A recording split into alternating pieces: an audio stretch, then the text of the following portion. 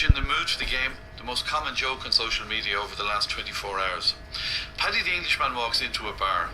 Now normally he has Paddy the Irishman, Paddy the Scotsman and Paddy the Welshman with him, but they're all at the Rugby World Cup. Anyway, that's it. You don't get it? Okay. No, hang on.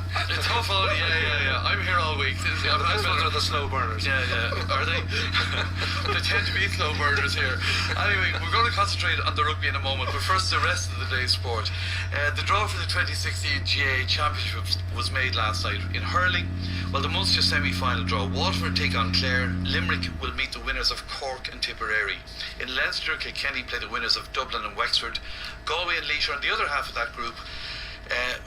They have the qualifiers as well. That includes the Kerry hurlers in Leinster. In football, the champions Dublin will play either Laois or Wicklow in the opening game. Strong speculation that game could be in Nolan Park. Cork and Kerry have been kept apart in Munster. Donegal and Monaghan are on the same side of the draw in Ulster, where Tyrone play Derry in a quarter-final.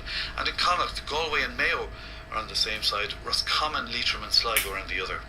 Now, the Irish boxing team returns from a hugely successful World Championships after Joe Ward added a silver to our medal haul. He was beaten in the light heavyweight final by the Cuban Julio Cesar La Cruz, who took gold for the third championships in a row. In soccer, the league champions Dundalk can expect a big welcome tonight when they host Galway United. Cork City are at home to Longford, and St Pat's host Drogheda. In golf, Rory McIlroy opened the new season on the PGA Tour at the Fries.com in California with a 4-under par round of 68. That's 5 off the leader Brendan Steele.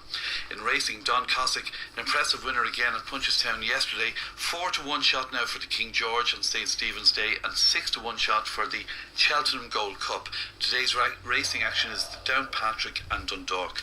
And so we come to the rugby match. And before we get the views of Shane Horgan, let's speak to Omar Darowich, an Argentinian who's manager of Dublin City Hotel. That's the Trinity Bar in Dublin, where all of the Argentinian community are going to gather on Sunday to watch the game. Hello, Omar. Good morning, Des. How are you? Good, thank you. Good. Now, you played rugby for many years in Argentina, so you're a passionate rugby man. I did indeed, yeah, for over 20 years, so it was a fantastic experience, so very happy for that. Were you a big forward, or were you one of those swift Argentinian backs?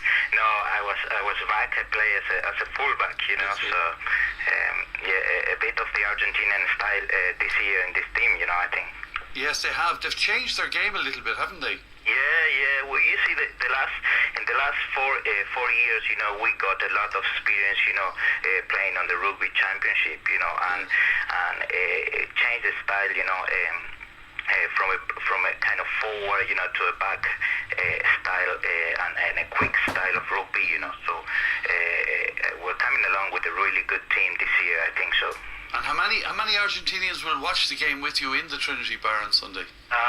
We're expecting to have around 150 to 200 Argentinians, Bear in mind that the Trinity Bar, we have been doing events for all the Argentinian community since last year, including the Soccer World Cup and the Copa America this year. And how many Irish will be there? We reckon we could have around 300 Irish, so it's going to be a really, really great atmosphere. Yeah, it sounds like it will be great atmosphere. Well, listen, enjoy it, Omar, and thanks for talking to us this morning.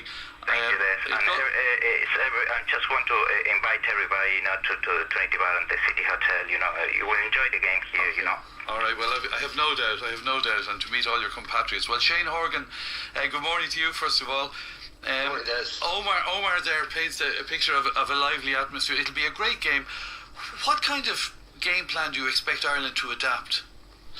Listen, it'll be a lively atmosphere, certainly, and it'll need to be, because I think this Argentinian team has a lot more to offer even than France did last week, so you can imagine how attritional it's going to be.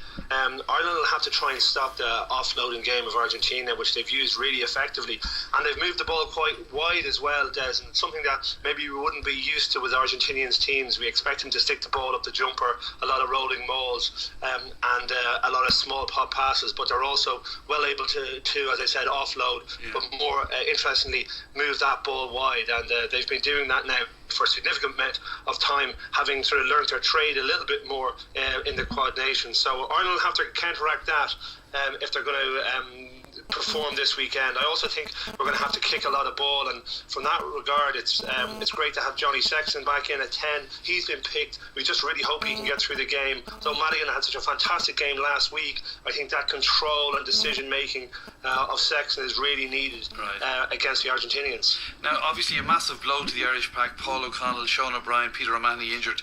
Who do you expect to replace him when the team is named at lunchtime? It is a big blow, and it's very hard to replace